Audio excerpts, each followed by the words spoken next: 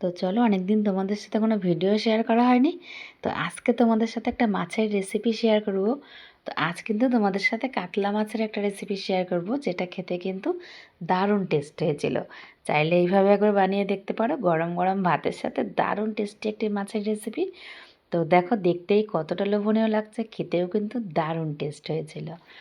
তো চলো দেখে নিই। প্রথমেই কড়াতে তেল গরম করতে দিয়ে মাছগুলোকে আগে ভেজে নেব।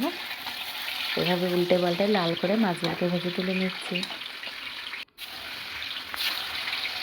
তো দেখো, মাছগুলো আমার ভাজা হয়ে গেছে। এখন ওই তেলেই দুটো শুকনো লঙ্কা আর একটু জিরে ফোড়ন দিয়েছি।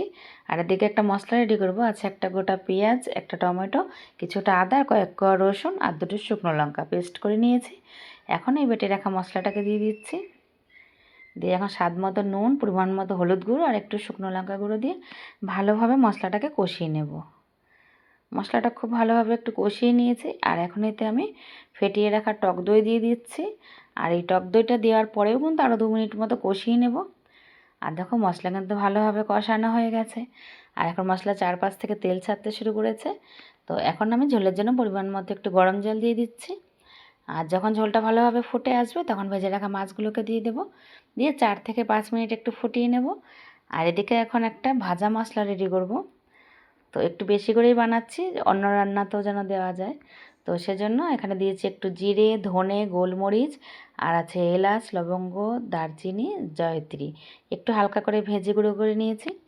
তো মাছটা যখন প্রায় রেডি হয়ে গেছে, নামানোর আগে সেই ভেজে রাখা গুঁড়ো গরম মশলা গুঁড়োটাকে দিয়ে দিলাম।